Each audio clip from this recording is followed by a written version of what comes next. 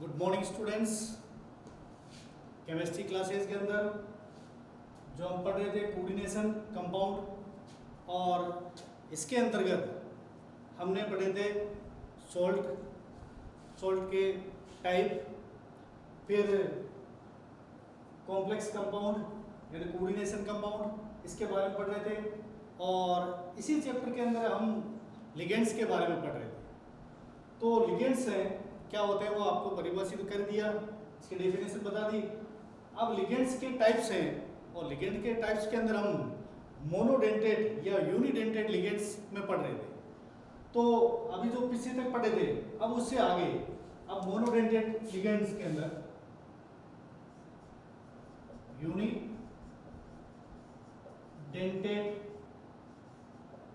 Ligands, इनको और दूसरे नाम से जानते हैं मोनोडेंटेड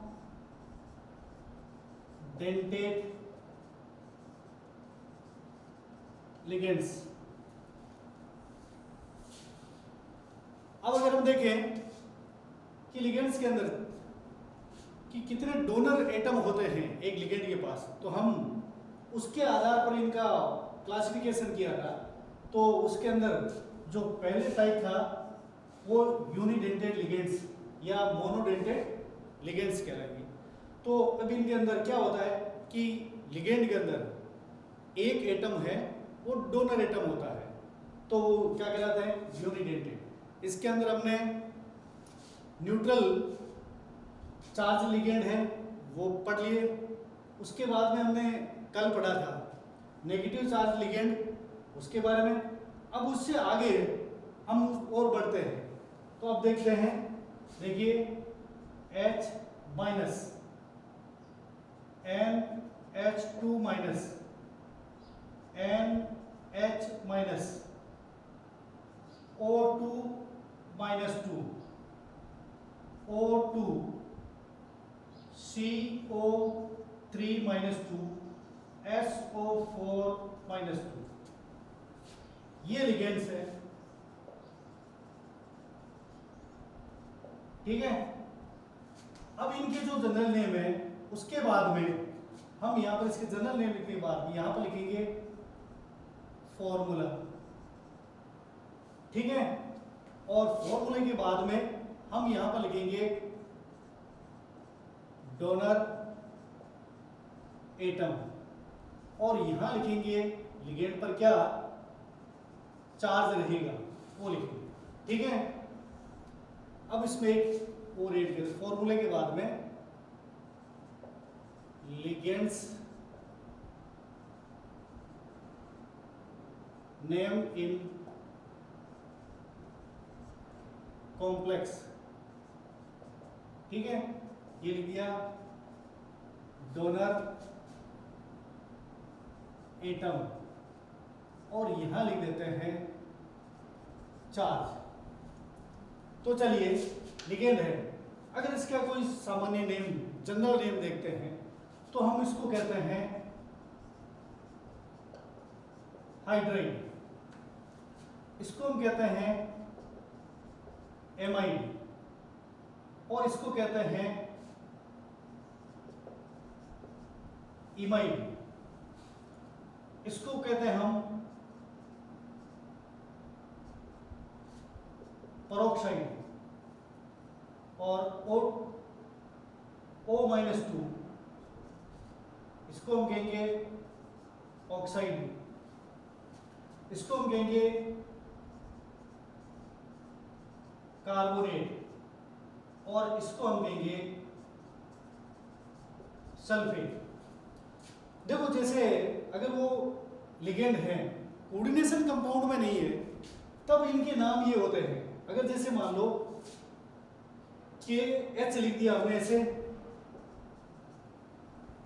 ठीक है, तो KH है ये कोऑर्डिनेशन कंपाउंड नहीं है। क्यों? अगर हम देखेंगे न तो ये स्क्वायर ब्रैकेट में है, ये तो सीधा ऐसे ही लिखा हुआ KH। ठीक है, तो K से तो ये सिंपल कंपाउंड हो गया, और सिंपल कंपाउंड है तो उनके अंदर यदि ये लिगेंड्स जैसे नाम आ रहे हैं तो उनके नाम साधारण नाम ही रहेंगे, जनरल नेम ही रहेंगे। जैसे ये है तो इसका नाम पोटेशियम हाइड्राइड ही रहेगा, ठीक है ना। लेकिन अगर ये जब कोऑर्डिनेशन कंपाउंड में सेंट्रल मेटल आयन के साथ में अगर जुड़े हैं तब ये H माइनस है वो लिगेंड रहेगा और उसका नाम ये नहीं रहेगा, ठीक है। अब चलते हैं हम देखो पहले फॉर्मूला में। हाइड्रोजन है, इसका भी फॉर्मूला ये रह गया, नेगेटिव चार्ज, ठीक है। और इसके पास रह दो इलेक्ट्रॉन, एक तो होता ही हाइड्रोजन के पास, जब एक इलेक्ट्रॉन और ले लिया तो क्या हो गया, उस पर एक इलेक्ट्रॉन आने से उस पर नेगेटिव चार्ज आ गया। इसी प्रकार से एमाइड है, इसमें क्या रहेगा, M single bond H single bond H। तो नाइट्रोजन के आउटर सेल में 5 इलेक्ट्रॉन था, 1 2 था आगे, 3 4 और 5 ये हो गए। अब क्या करेगा, नाइट्रोजन है इसके अंदर जो आउटर सेल है उसमें इलेक्ट्रॉन कितने हुए, 2 2 4 5 6 1 7, एक इलेक्ट्रॉन ले लिया तो क्या हो गया, इस पर एक नेगेटिव चार्ज है, ठीक है। इसी प्रकार से इमाइड है, तो इमाइड है तो इसमें M सिंगल बॉन्ड H, ठीक है, 2, तो इसके पास में 2 इलेक्ट्रॉन और 2 इलेक्ट्रॉन। देखो नाइट्रोजन के पास कितने होते हैं, 5 इलेक्ट्रॉन होते हैं, 1 2 3 4 5, ठीक है। अब ये 5 इलेक्ट्रॉन है, साझा कर लिया कितने हुए, 6।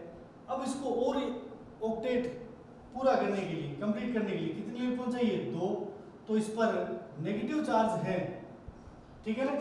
तो यहाँ NH-2 आ गया, तो इस पर चार्ज है -2,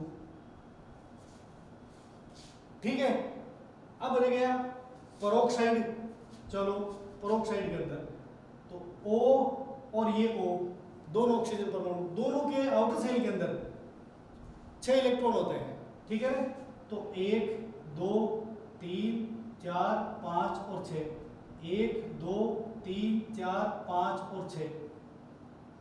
अब क्या होता है कि यदि इन्होंने क्या किया, एक एक का साझा कर लिया तो कितने हो गए, 7। अगर हमने इसको भी इसमें ऐड कर दिया, सहसंयोजक बंद बना दिया, तो फिर वो O2 है वो -2 नहीं रहेगा, उस पर कोई चार्ज नहीं रहेगा। तो इसके लिए क्या है, इस पर नेगेटिव चार्ज लगा रखा है, तो नेगेटिव चार्ज के लिए क्या होगा, एक इलेक्ट्रॉन इसमें जोड़ दो, एक इलेक्ट्रॉन इसमें जोड़ दो।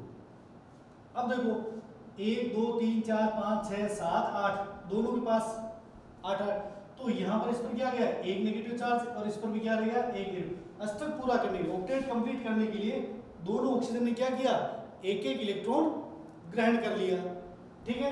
तो इसको कहा जाता है परोक्साइड, ठीक है। अब रह गया ऑक्साइड। ऑक्साइड में हम लिखते हैं ऑक्सीजन, और ऑक्सीजन के पास में आउटर सेल में 6 इलेक्ट्रॉन होते हैं, और 2 इसने क्या कर लिया, ग्रहण कर लिया, ताकि क्या हो, इसका अष्टक कंप्लीट हो। तो इस पर क्या गया, -2 चार्ज आ गया, ठीक है। और कार्बोनेट है, अब कार्बोनेट है तो इसकी स्ट्रक्चर है, अगर हम बनाते हैं, सल्फेट को मैं बाद में लिख दूंगा, कार्बोनेट है तो C, इसके पास में इलेक्ट्रॉन 1 2, थोड़ा नीचे, 1 2 3 और 4। ऑक्सीजन कितने हैं, इसमें 3 है, तो आप ऑक्सीजन देख लीजिए, 1 2 और 3 ये ऑक्सीजन। और ऑक्सीजन के पास में इलेक्ट्रॉन होते हैं 6 आउटर सेल में, इसके पास में भी 6, इसके पास में भी 6, ठीक है। अब है कि सबका ऑक्टेट कंप्लीट करना है, तो क्या किया, एक एक इलेक्ट्रॉन की पार्टनरशिप हो गई, एक ये और एक ये, और इसको भी हमने जोड़ दिया एक एक से। तो देखो इस ऑक्सीजन के पास में आउटर सेल में कितने इलेक्ट्रॉन है, 2 तो ये हैं, 3 4 5 6 7, तो 7 इलेक्ट्रॉन हो गए।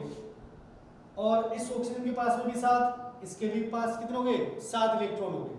कार्बन के पास में 2 2 4 5 और एक 6।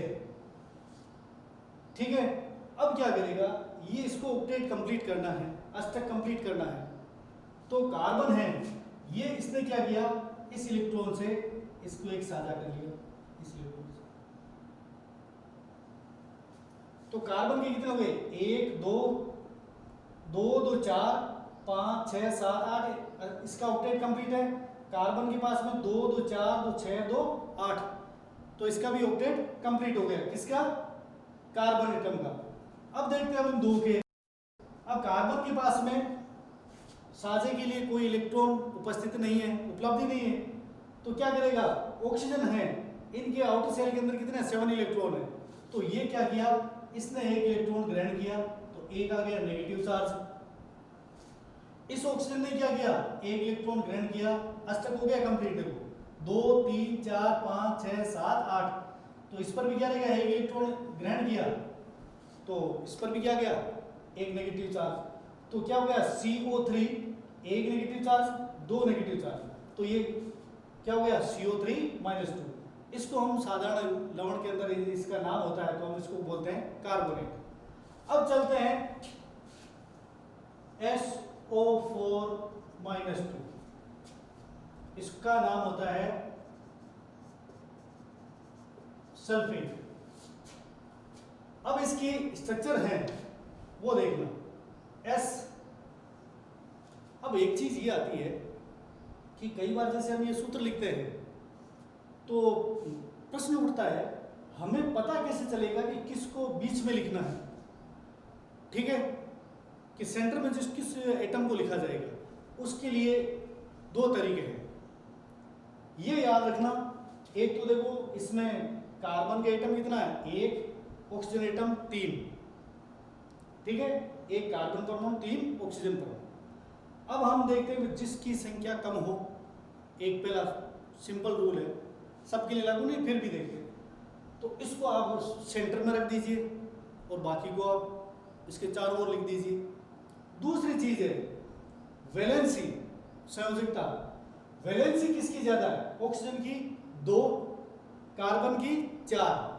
तो जिसकी वैलेंसी ज्यादा हो उसको आप सेंट्रल एटम बना देना, केंद्रीय परमाणु बना देना, ठीक है। तो कार्बन की 4, ऑक्सीजन की 2 है, तो कार्बन को क्या कर दिया हमने, सेंट्रल एटम बना दिया, केंद्रीय परमाणु बना दिया, ठीक है, और उसके चारों ओर अन्य परमाणु को लिख दिया। तो इसी प्रकार से हम देखते हैं ऑक्सीजन की वैलेंसी 2, सल्फर की 2 भी होती है, 4 भी होती है, 6 भी होती है, जो मैं यहाँ बता दूंगा आपको। तो सेंट्रल एटम क्या हो गया, अगर ऐसे देखें कम ये है, और सेंट्रल एटम भी क्या हो गया, S हो गया, सल्फर हो गया, और इसकी वैलेंसी भी क्या है, ज्यादा है। तो आप एक सीधा ट्रिक लगा सकते हैं, किसको बीच में लिखना, केंद्रीय सेंट्रल मेटल है या नॉन मेटल है, उस एटम को किसको लिखना है, तो ये ध्यान रखना जिसकी वैलेंसी ज्यादा हो या संख्या में कम हो या जिससे जुड़े हो, ठीक है। अब क्या करना, हमने S को लिख दिया, सल्फर को, इसके चारों ओर हमें क्या करना है, 4 ऑक्सीजन परमाणु लिख देने हैं। तो 1 2 3 और ये 4 लिख दिए। सिंपल पहला रूल है कि चारों को अगर इस सेंट्रल मेटल एटम से जोड़ना है तो सिंगल बॉन्ड से तो वो जुड़ेगा ही जुड़ेगा, बिना बॉन्ड के तो कोई रहेगा नहीं, ठीक है। चलो हम ऐसे लिख देते हैं,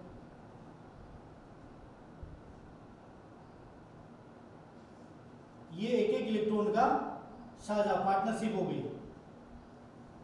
अब हम देखते हैं कि सल्फर के आउटर सेल के अंदर इलेक्ट्रॉन कितने होते हैं। तो सल्फर का परमाणु क्रमांक है 16 होता है, तो हम देखिए 2 8 10 10 6 16, तो आउटर सेल में कितने हो गए इलेक्ट्रॉन, 6 हो गए। तो हमने यहाँ पर कितने लिखे हैं, 1 2 3 और 4, 2 और रह गए। अगर हम एक ये लिख दिया और एक ये लिख दिया, सल्फर के 6 लिख दिए। अब हम देखते हैं कि सल्फर के और ऑक्सीजन के लिख देते हैं, ऑक्सीजन का 1, ये 2 3 4 5 और 6, एक तो आया है 2 3 4, 5 और 6। देखो पहले मैं आउटर के लिए 1 2 3 4 5 और 6, इसमें भी ये 1 2 3 4 5 6, साझा के लिए एक बढ़ गया 7 हो गए, इसका भी एक इलेक्ट्रॉन बढ़ गया। अब इसमें भी 2, ये 1 2 3 4 5 और 6 ये हो गया। अब हमें क्या करना है, सबका ऑक्टेट कंप्लीट करना है। पहले हम सल्फर के लिए जाते हैं, तो सल्फर में 1 2 3 4, तो ऑक्टेट तो कंप्लीट हो गया, लेकिन ये ऑक्टेट को बढ़ाने वाला है, अष्टक प्रसारित यौगिक है, तत्व है, ये अपने ऑक्टेट को बढ़ा सकता है। तो इसके अंदर 2 2 4 2 6 2 8 9 10 ये हो गए। ये अपने ऑक्टेट को अगर बढ़ाएगा तो क्या करेगा कि अगर मान लीजिए इस ऑक्सीजन के साथ में अगर हम इसको यहां लिख देते हैं और इसको यहां लिख देते हैं, एक साझा ये कर लिया, एक साझा ये कर लिया, तो सल्फर के पास में आउटर सेल में इलेक्ट्रॉन कितने हो गए, 2 2 4 2 6 2 8 2 10 2 12। ये अष्टक प्रसारित यौगिक होता है, यानी जिसमें सेंट्रल एटम है वो अपने ऑक्टेट को बढ़ा सकता है, ठीक है ना। और ऑक्सीजन है, ठीक है, और बढ़ाने का एक कारण ये होता है, मैं जो आपको यहाँ बता दूंगा, एक बार ये समझे, बढ़ा सकता है, ठीक है। अब ऑक्सीजन है, इसके आउटर सेल में 6 है सबके। अब ये क्या करेगा कि इस ऑक्सीजन और इस ऑक्सीजन, देखो इस ऑक्सीजन लेके 2 2 4 5 6 7 8, तो इसका ऑक्टेट कंप्लीट है। 2 2 4 5 6 7 8,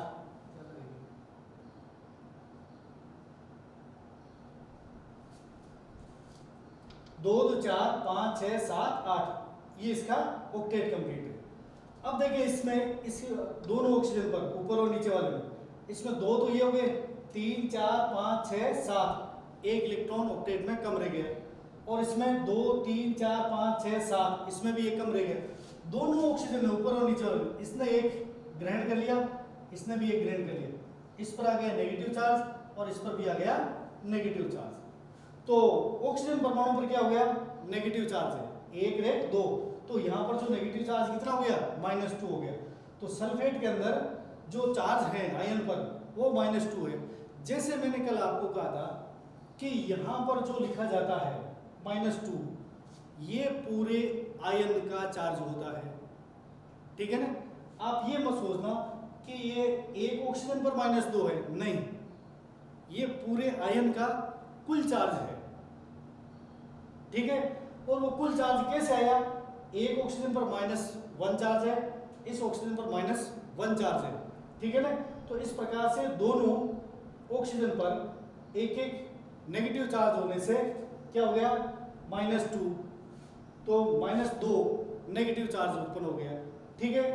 अब हम चलते हैं, लिगेंड का नाम है, लिगेंड्स नेम इन कॉम्प्लेक्स। ये कॉम्प्लेक्स में, अब अगर कॉम्प्लेक्स में ये आते हैं, संकुल कोऑर्डिनेशन कंपाउंड में अगर ये आते हैं, तो इनके नाम क्या हो जाएंगे। तो हमने ये पढ़ा था कि IDE, या तो ये हटा दो या E हटा के O लिख दो। हम ऐसा ही करेंगे कि किसी में नाम लिखने का तरीका यही है, E हटा दो और O लिख दो। तो पहले क्या हो गया, H- का हाइड्रिडो, ठीक है, एमाइड का एमिडो, ठीक है, इमाइड का इमाइडो, प्रोक्साइड का आप प्रोक्सो भी लिख सकते हो, प्रोक्साइडो भी लिख सकते हो, प्रोक्सो या प्रोक्साइडो भी लिख सकते हो। और ऑक्साइड है, इन दोनों के लिए है, आप ऑक्साइडो लिख दो चाहे लिख दो ऑक्सो, ठीक है ना। IDE हटा करके इनमें O लगा दिया, बाकी सब में O ले। ये कोई फिक्स नियम नहीं होता है, लेकिन सबके अंत में ये जरूर नियम होता है कि O तो आना ही चाहिए। जब ये कार्बोनेट है कार्बोनेटो, क्यों आई नहीं है इसके अंदर, तो इसको केवल ई हटा करके ओ लिख देते हैं। तो कार्बोनेट का कार्बोनेटो और सल्फेट का सल्फेटो।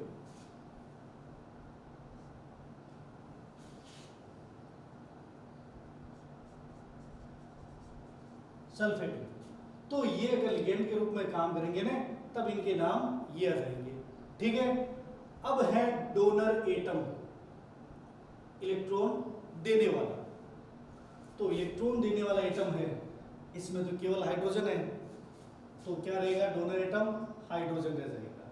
ठीक है, और एमिडो में नेगेटिव चार्ज किस पर है, एन पर है, तो डोनर एटम एन रह जाएगा। अब देखना जिस पर चार्ज है ना वही डोनर एटम कहलाएगा। तो इसके अंदर नाइट्रोजन पर -2 चार्ज है, तो ये नाइट्रोजन हो गया। इसमें ऑक्सीजन, इसमें भी ऑक्सीजन, ये जीरो नहीं होकर ऑक्सीजन ध्यान रखेंगे। अब कार्बोनेटो लिगेंड में नेगेटिव चार्ज इस ऑक्सीजन पर और इस ऑक्सीजन पर है। ठीक है ना, ये नेगेटिव चार्ज इस पर है, ध्यान रखेंगे ये। ठीक है, तो डोनर एटम क्या होगा, ऑक्सीजन होगा। अब हम चलते हैं सल्फेट में, जो सल्फेटो है नाम से जाना जाएगा, इसमें भी नेगेटिव चार्ज किस पर है, ऑक्सीजन पर है, ये डोनर एटम होगा, तो ये ऑक्सीजन है। ठीक है, अब है इन पर चार्ज, चार्ज तो जो लिखे हैं वही रहेंगे, ध्यान रख लेना। हाइड्रिडो है, इस पर -1, एमिडो है, एमाइडो है, इस पर -1। ठीक है, नाइट्रोजन है, इस पर -2 चार्ज आया, ऑक्सीजन पर -2 चार्ज आ गया। ठीक है, और इस पर चार्ज आ गया -2, और कार्बोनेट पर -2, सल्फेट वाले पर -2। तो हाइड्रिडो पर -1, एमिडो पर -1, इमिडो पर -2, प्रोक्सो पर -2, ऑक्सो पर -2, कार्बोनेटो पर -2, सल्फेटो पर -2। ठीक है, अब हम देखते हैं कि इनके अंदर एक चीज मुझे सल्फर की बतानी है आपको कि ये ऐसे क्यों हुआ, इसकी वैलेंसी क्या होती है सल्फर की, आपने कक्षा 11 में पढ़ा होगा। सल्फर की वैलेंसी -2, +2, +4, +6। तो ये अपने ऑक्टेट को क्यों बढ़ा देता है, इसका कारण मैं बता दूंगा। ठीक है, पहले ये समझिए। अब इसमें एक चीज ये आती है कि जब किसी लिगेंड में नेगेटिव चार्ज, जो मैंने बताया कि जिस एटम पर नेगेटिव चार्ज हो या लोन पेयर हो वही डोनेट कर सकता है। इलेक्ट्रॉन डोनेट कौन करेगा, जिस पर नेगेटिव चार्ज हो। तो हम देखते हैं इस ऑक्सीजन पर भी नेगेटिव चार्ज है, इस पर भी नेगेटिव चार्ज है, और हमने जब दो पर नेगेटिव चार्ज है तो ये दोनों ऑक्सीजन है, सेंट्रल मेटल आयन को लोन पेयर इलेक्ट्रॉन डोनेट कर सकते हैं, दोनों ही। लेकिन हमने इसका एग्जाम्पल है वो लिखा है यूनिडेंटेट या मोनोडेंटेट लिगेंड के अंदर। ठीक है, अब ऐसा क्यों, ये भी आ गया। चलो इस पर एक पर ही है, इस पर इस ऑक्सीजन पर और इस ऑक्सीजन, दो ऑक्सीजन परमाणु पर है, तो ये बाइडेंटेट क्यों नहीं कहलाता है। और इसमें भी दो ऑक्सीजन पर है, फिर भी ये मोनोडेंटेट है, बाइडेंटेट नहीं है। अब इसका कारण समझना, एक ट्रिक है वो याद रख लेना कि यदि किसी लिगेंड के अंदर जान जो atom lone pair electron donate करता है, ये देख रहे हैं, ये देख रहे हैं, ये और ये देख रहे हैं। ठीक है ना, ये भी डोनर एटम है, ये भी डोनर एटम है, ये भी डोनर एटम है, ये भी डोनर एटम है, ये अकेला ये भी डोनर एटम है, ये भी दोनों डोनर एटम है। लेकिन ये दोनों हैं एटम एक साथ में अपने लोन पेयर को डोनेट नहीं कर सकते। इसका एक सरल सा नियम है, ध्यान देना। डोनर एटम जिस एटम से जुड़ा हुआ है, ठीक है ना, या तो दोनों डोनर एटम आपस में जुड़े हुए हैं, ये रहा, ये भी डोनर एटम है, ये भी डोनर एटम, दोनों आपस में जुड़े हुए हैं। तो कभी भी है ना, दोनों अगर आपस में जुड़े हुए हो सीधे, तो उनमें से कोई एक ही एटम है वो इलेक्ट्रॉन डोनेट करेगा, पहली चीज। आगे समझ में। अब चलते हैं दूसरी, दोनों जुड़े हैं। अब यहां पर क्या है कि डोनर एटम ये आपस में नहीं जुड़े हुए हैं, परस्पर नहीं जुड़े हुए। तो क्या होता है कि यदि दो से ज्यादा डोनर एटम हो और वो एक ही एटम से जुड़े हुए हो, ये ऑक्सीजन एटम, ये ऑक्सीजन एटम, ये दोनों डोनर एटम है, ठीक है, ये दोनों डोनर एटम किसी एक एटम से जुड़े हुए हो, किसी एक एटम से जुड़े हो, तो भी वो क्या करेंगे, दोनों में से कोई एक atom lone pair electron donate करेगा, दोनों नहीं करेगा। समझ में आ गई बात। जब दो या ज्यादा डोनर एटम किसी एक ही एटम से जुड़े हुए हो, तो उनमें से सिर्फ एक डोनर एटम ही लोन पेयर इलेक्ट्रॉन डोनेट कर सकता है, एक ही, वन टाइम में। तो अगर वो एक ही कर सकता है तो वो क्या कहलाएगा, मोनोडेंटेट लिगेंड कहलाएगा, ठीक है। आगे समझ में। ऐसे ही देखो सल्फेटो लिगेंड के अंदर दोनों ऑक्सीजन परमाणु, ठीक है, दोनों एटम सल्फर एटम से जुड़े हुए, एक एटम से जुड़े हुए। अगर यहाँ बीच में कोई दूसरा होता, एक एटम और आ जाता कि ये ऑक्सीजन अलग एटम से जुड़ा हुआ है और ये ऑक्सीजन अलग एटम से जुड़ा हुआ है, तो फिर वो दोनों एटम हैं वो अपने लोन पेयर को डोनेट कर सकते हैं। उस स्थिति में हम उनको मोनोडेंटेट नहीं कहकर बाइडेंटेट कहेंगे। तो आगे चीज समझ में। तो इस चीज को आप अच्छी तरह से अपनी कॉपी के अंदर नोट कर लेना, ठीक है। तो कॉपी के आप जैसे बुक्स में देखोगे कहीं पर ये नाम नहीं मिलेंगे जो आपके साधारण चीजें पढ़ने के लिए काम आते हैं। ये अगर स्ट्रक्चर मिलती है ठीक है, नहीं तो आप इसको पहचान में स्ट्रक्चर बनाना, जो आपको लुईस स्ट्रक्चर है 11वीं कक्षा में पढ़ी थी, तो उसमें ये चीजें आपको बताई गई है। फिर भी यहाँ ध्यान दे देना, अगर कहीं पर भी नेगेटिव चार्ज है एटम पर, तो ये ध्यान रखना, अगर एक नेगेटिव चार्ज है तो उसने एक इलेक्ट्रॉन ग्रहण किया है, ठीक है।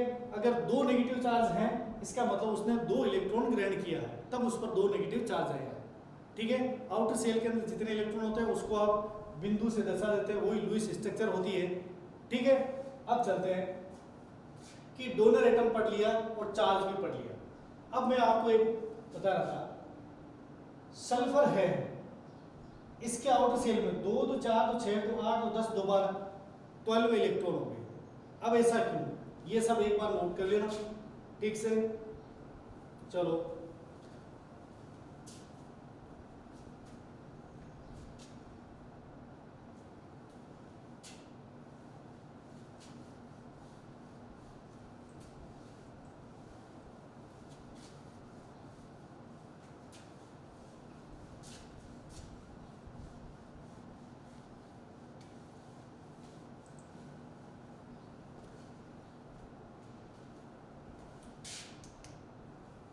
अगर हमें किसी भी एटम का ऑक्टेट के बारे में अगर पता नहीं हो, तो आपको क्लास 11th के अंदर कुछ चीज़ें ऐसी पड़ी हुई थी वो जान लें। जैसे मैंने अभी सल्फर के लिए कहा था, सल्फर की वैलेंसी -2 +2 +4 +6 होती है, ठीक है ना। ये ऑक्सीडेशन नंबर कहे जाते हैं, ठीक है ना।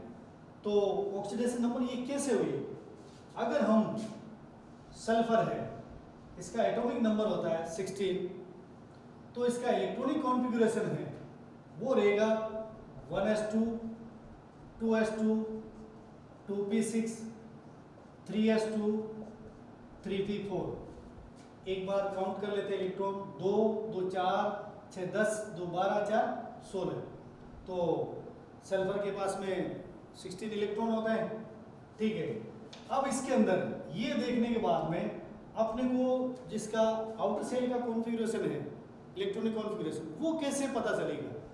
तो आपको क्या करना चाहिए कि कोई भी नोबल गैस, अक्रिय गैस बोलते हैं, ठीक है ना, ये आपको याद रखना है। एक ट्रिक है नोबल गैस का, आपको ये याद रखना, बस कोई भी कॉन्फ़िगरेशन लिखने के बाद में, इलेक्ट्रॉनिक कॉन्फ़िगरेशन लिखने के बाद में 2, 10, 18, 36, 54, 86, 2, 10, 18, 36, 54, 86, ये अच्छी तरह से याद रहना चाहिए। ये अपने जो से ग्रुप है वर्ग 18 के एलिमेंट्स हैं, उनके एटॉमिक नंबर हैं, ठीक है। अब ये लिखे आप में पहले 2 है यहाँ पर लिखा, 2 तो यहाँ तक हो गए, फिर 10 कहाँ तक होते हैं, 2, 2, 4, 6, 10 यहाँ तक हो गए। जहाँ पर भी नोबल गैस के एटॉमिक नंबर आते हैं वहाँ उसको हटा दीजिए आप, ये हटा दिया। शेष इलेक्ट्रॉनिक कॉन्फ़िगरेशन है वो किसका होगा, आउटर सेल का, ठीक है। आउटर सेल ये रह गया जिसको हम वैलेंसी सेल भी कहते हैं, ठीक है। अब जैसे आउटर सेल का कौन 3s2 3p4, तो s है ये बना दिया हमने 3s, ठीक है, और ये लिख दिया हमने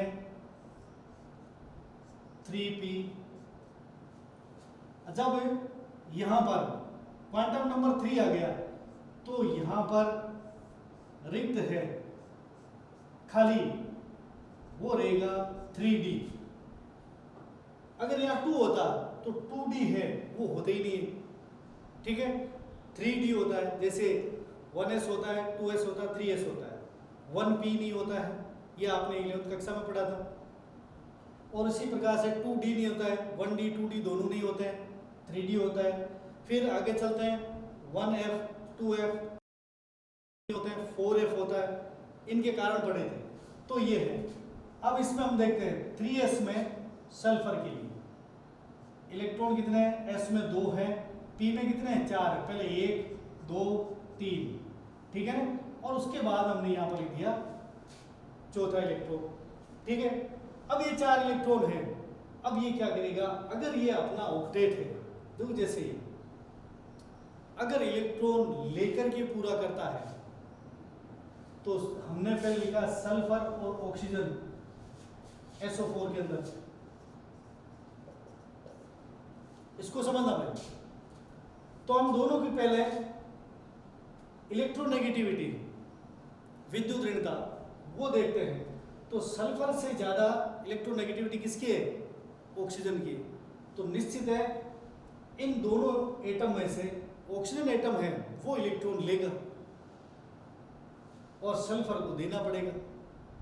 तो क्या होगा कि यहां पर है ऑक्सीजन है अधिक विद्युत ऋणी है, नेगेटिविटी ज्यादा है, और सल्फर की क्या है, कम है, तो ये इलेक्ट्रॉन लेने की प्रवृत्ति नहीं रख सकता। अब देखो अगर वो लेता है सल्फर कम विद्युत ऋणी से, कम इलेक्ट्रोनेगेटिविटी वाले एटम से जुड़ा हुआ है, तो अगर इसने ले लिया तो क्या हो गया, इसका ऑक्टेट कंप्लीट हो गया, 2 2 4 2 6 2 8 इलेक्ट्रॉन, ठीक है। अब यदि क्या करें कि मान लो वो ऑक्सीजन से जुड़ गया तो ऑक्सीजन इसको इलेक्ट्रॉन तो देगा नहीं, उस स्थिति में क्या करेगा कि ये इसमें पार्टनरशिप करेगा, साझा करेगा, और साझा में क्या रहेगा कि ये एक इलेक्ट्रॉन, मैं यहाँ लिख रहा हूँ, ये इलेक्ट्रॉन ये ले लिया, एक ये ले लिया, ठीक है। अब क्या होता है, यहां से अगर यहाँ इतना लिया है, साझा किया है, 1 1 2 का साझा, तो +2, क्यों, इसकी नेगेटिविटी कम है भाई, और इसकी नेगेटिविटी क्या है, ज्यादा, तो इस पर नेगेटिव चार्ज रहेगा, इस पर क्या रहेगा, पॉजिटिव चार्ज। अगर ले लिए ये दोनों तो +1 क्या हो गया, +2, दोनों है एक साथ लेते, इसका ऑक्टेट क्या हो गया, कंप्लीट। उस स्थिति में ये क्या गया, साझा करने से, ठीक है, साझा करने से इसकी +2।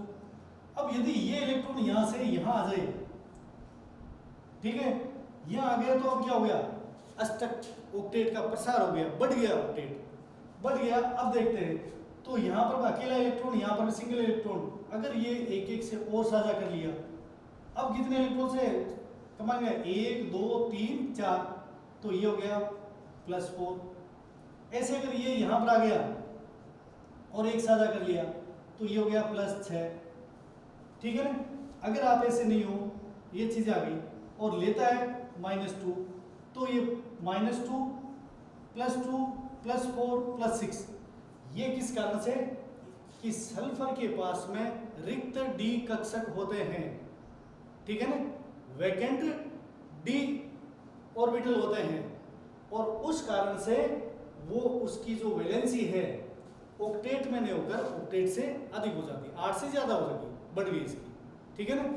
तो फिर वो अपना ऑक्टेट पूरा नहीं करके ऑक्टेट को बढ़ा दिया, तो ये अष्टक प्रसारित तत्व हो गए, एलिमेंट हो गए, ठीक है। तो इस प्रकार से आपको ये मोनोडेंटेड लिगेंड के बारे में कंप्लीट पढ़ा दिया।